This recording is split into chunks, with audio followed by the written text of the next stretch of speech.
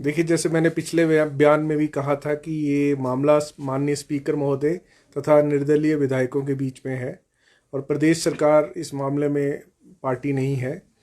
परंतु आपके दर्शकों के लिए मैं ये आज की जो कार्रवाई हुई है उसमें आज माननीय स्पीकर महोदय की तरफ से सीनियर एडवोकेट कपिल सिब्बल जी ने अपने आर्गूमेंट्स किए और उन आर्गूमेंट्स का रिबटल निर्दलीय विधायकों के अधिवक्ता सीनियर एडवोकेट महोदय ने किए और उसके पश्चात मामले में फैसला रिजर्व कर लिया गया है। माननीय कपिल सिब्बल जी का ये कहना था कि ये मामला जो आर्ग्यूमेंट्स जो दलील निर्दलीय विधायकों के एडवोकेट महोदय दे रहे थे, अगर उस दलील को मान लिया जाए तो जो स्पीकर को कार्रवाई करनी है, माननीय स्पीकर साहब को कार्रवाई करनी है, वो कार्रवाई कोर्ट को करनी पड़ेगी।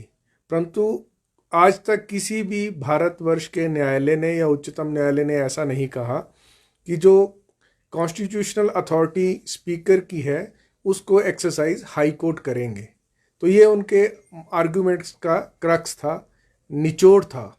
और उसके पश्चात रिबटल में फिर से एक बार सीनियर एडवोकेट मनिंदर सिंह जी ने दोहराया कि हमारा जो रेजिग्नेशन है वो वॉलंटरी है, क्योंकि हम कोर्ट में भी ये बात बोल रहे हैं, हम स्पीकर साहब के सामने भी ये बात बोल चुके हैं, इसलिए इस मामले में इंक्वायरी का कोई स्कोप नहीं बचता है। अब उच्च न्यायालय ने इन दो कंटेंशंस के बीच, इन दो आर्ग्यूमेंट्स को डिसाइड करना है कि क्या स्पीकर महोदय इंक्वायरी कर सकते हैं। अगर वो इंक्वायरी कर सकते हैं तो उसके पश्चात क्या ये रेजिग्नेशन स्पीकर महोदय को एकदम एक्सेप्ट करना है या इंक्वायरी के पश्चात एक्सेप्ट करना है, या न्यायालय इस पर ही कोई फैसला सुनाएगा। ये अब बातें भविष्य के गर्भ में है।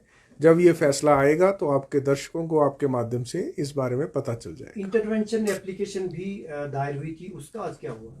देखिए, इंटरवेंशन एप्लीकेशन पर जैसे मैंने न्यायालय में देखा तो माननीय कोर्ट ने कहा कि इंटरवेंशन एप्लीकेशन पर हम सुनवाई नहीं करेंगे। इंटरवीनर बने थे। इंटरवेंशन का आपके दर्शकों को मैं बता दूं कि कोर्ट में याचिकाकर्ता ने सिर्फ स्पीकर महोदय को पार्टी बनाया था, परंतु कोर्ट में एक और व्यक्ति जिन्होंने डिस्क्वालिफिकेशन पिटीशन दायर की, मिस्टर हरीश जनार्था, जो शिमला लोकल से एमएलए हैं, शिमला अर्बन के एमएलए हैं, उन्होंने न्यायालय के समक्ष एक याचिका दायर करके कहा कि मुझे भी सुना जाए, क्योंकि मैंने इस केस में इन्हीं 3 विधायकों के खिलाफ डिस्क्वालिफिकेशन पिटीशन दायर की है, या हमने या मेरे दल ने, उन्होंने या उनके दल ने ये याचिका दायर की है, दल के सदस्यों ने, तो उस याचिका को भी सुना जाए। परंतु न्यायालय ने कहा कि हम इंटरवीनर को नहीं सुन रहे हैं और उनकी याचिका पर भी फैसला इसी याचिका के साथ किया जाएगा, तो उस पर भी ऑर्डर रिजर्व हो गया है। Bureau report, city channel, Shimla.